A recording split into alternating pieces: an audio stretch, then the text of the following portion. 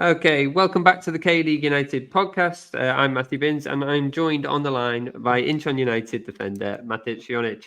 Matej, thank you very much for joining us. Thank you for having me here. How's it going over in Incheon these days? The weather, obviously, in Korea is not great at the moment. Yeah, not so great at the moment. We had one good game last week.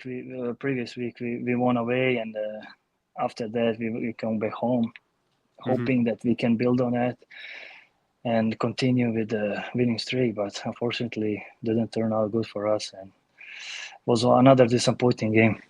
Yeah, it was slightly disappointing. We are going to probably touch a little bit on Incheon's recent form later on in this interview, but I want to kind of wind the clock back to the beginning of the year because you came back to Incheon. Obviously, you were here in your first spell between 2015 and 2016, but you came back this year after some time away at Cerezo Osaka.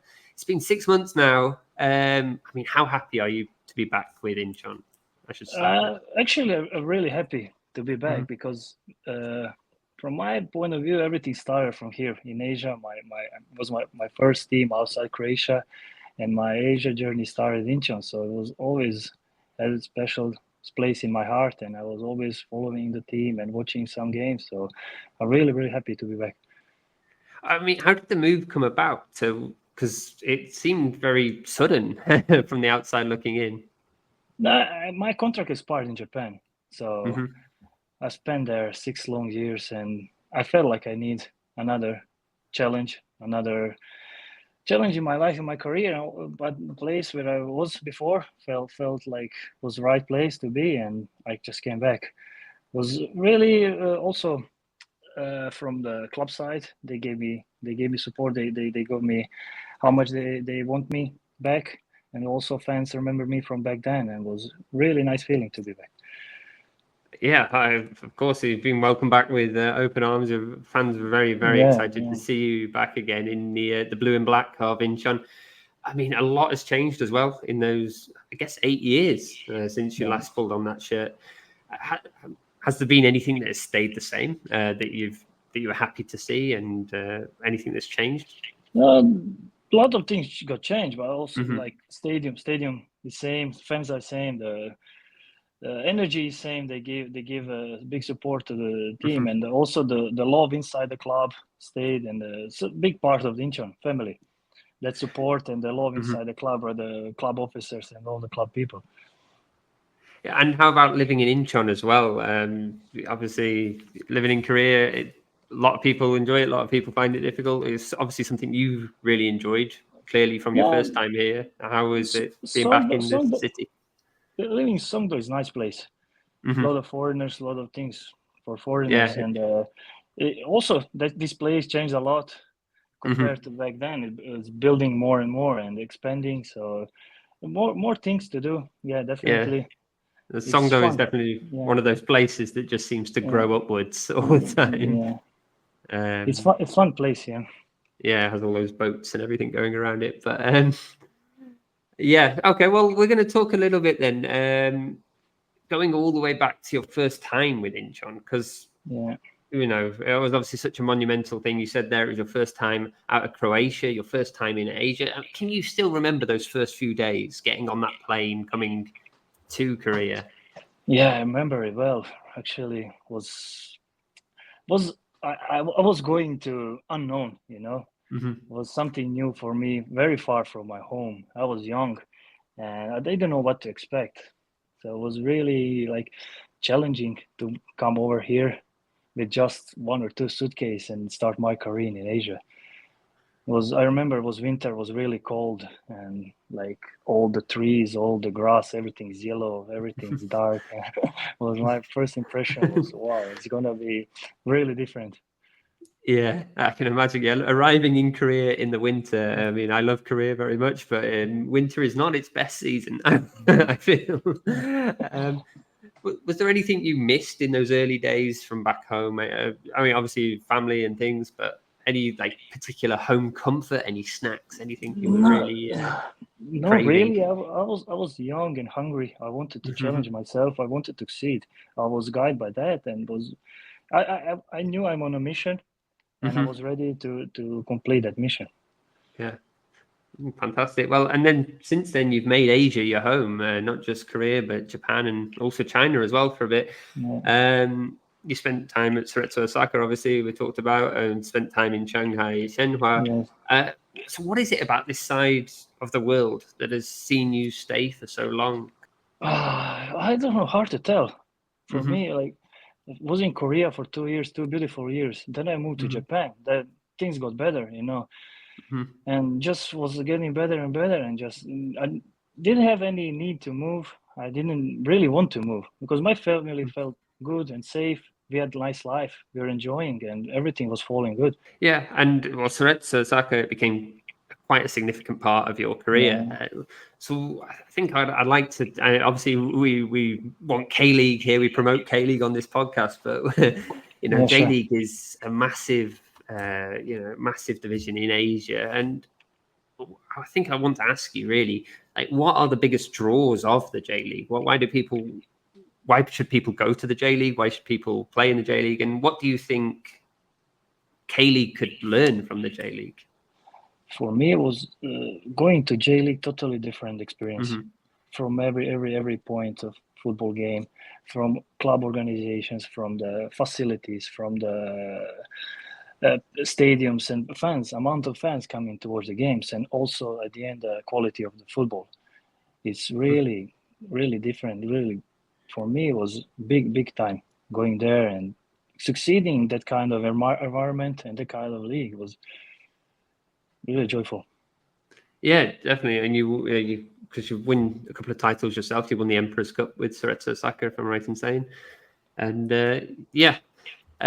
you also spent time in China as well. You went to China. I want to touch on this because it looks a little bit, you spent a long time at Cerezo Osaka, but then you spent that one season in Shanghai Shenhua.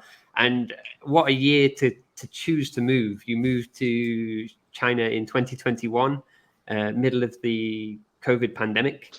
I mean, the league was not even in the same format that it usually is in. What was it like playing in China at that time? And well, I guess we have to start with that. What was it like? Yeah, after 4 years in Japan, I felt like I could have another challenge, and then I got massive offer from China. They gave me 3 years contract, and I just couldn't say no to that.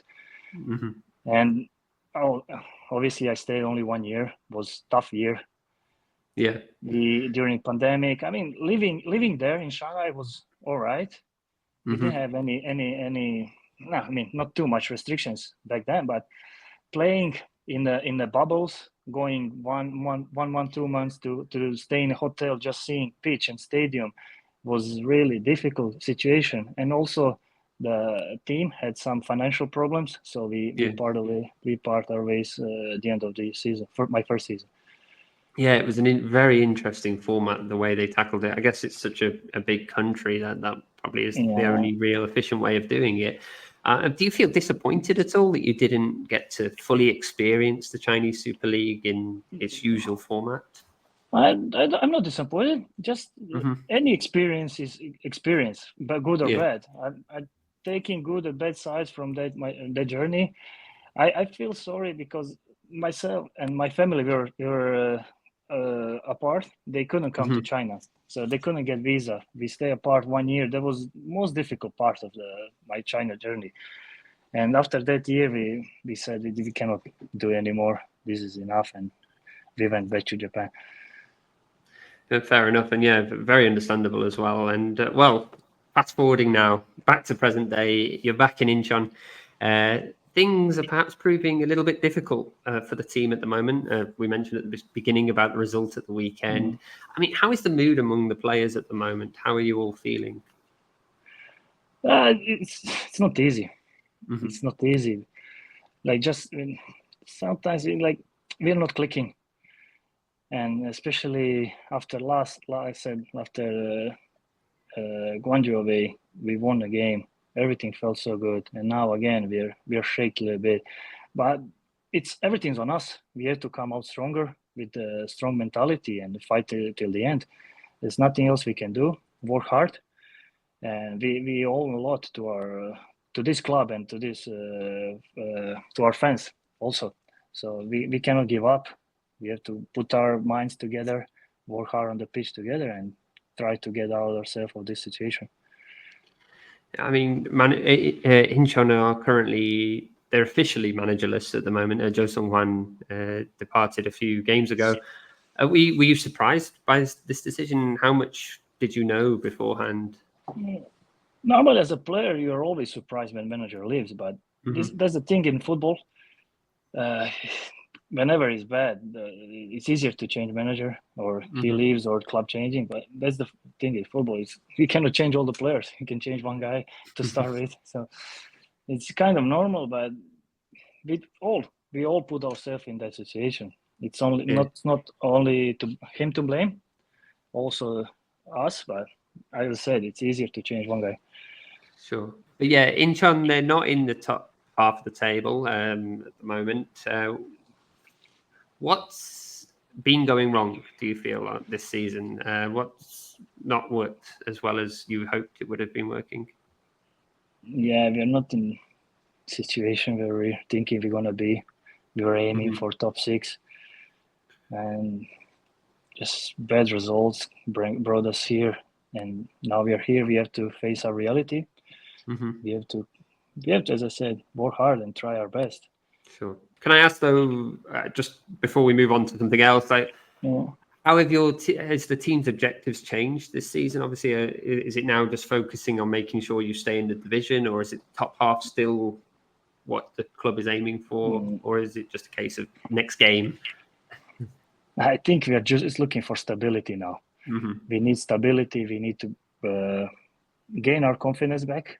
We need to few good results, and then maybe our objective can change game by game. But right now, I just need stability. Sure. And well, as a defender yourself, how do you measure your success? How do you measure success? Are your goals team orientated, or do you have your own personal targets? Obviously, you've been to multiple clubs in Asia. What is success for you as a player? Normally, as a defender, you're oriented on team goals. You don't aim for your goals, your personal goals. And you're looking for a team. You have to support a team. Obviously, our goal is to defend, stop their strikers, not concede as much as possible goals. Try to be solid and do our best as a group. Because defending is not only one play. It's not goalkeeper. It's not defense. It's all team. It's all group. So you need to be group. You need to be team. Can I ask, just as a defender who's played in multiple leagues, what are the challenges as a defender in the K League? Is there anything in particular you would say that is different to, let's say, being a defender in the J League? Is it crosses? Is it passes? Is it pace of players? Anything in particular? It's a pace, but also it's a physique. It's more physical game. It's more long balls, more duels. And Koreans, they run as the dogs. They just run. They never stop. So you have to be ready for physically first, to be ready to fight and run. Sure. So the news of before we go, there is just a question I want to bring up, and that is that Team K League has been announced. You are going to be playing in the All-Stars team for K League against Tottenham Hotspur when they come next week. You must be doing something right in the fans' eyes.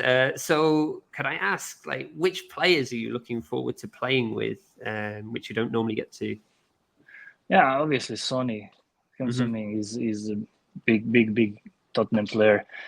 Yeah. He's their captain. He's Korean, coming to Korea. It was gonna be a good feeling to face them in Korea. Looking forward to it. Yeah, and how important are these friendlies, do you feel, to the league? It's good for Korean football. It's really good to bring big teams to Korea, to play against them, to experience this different experience. And for me, it's only positive thing. Okay, well, I hope I wish you best of luck against Tottenham. I hope you can stop Son Heung-min.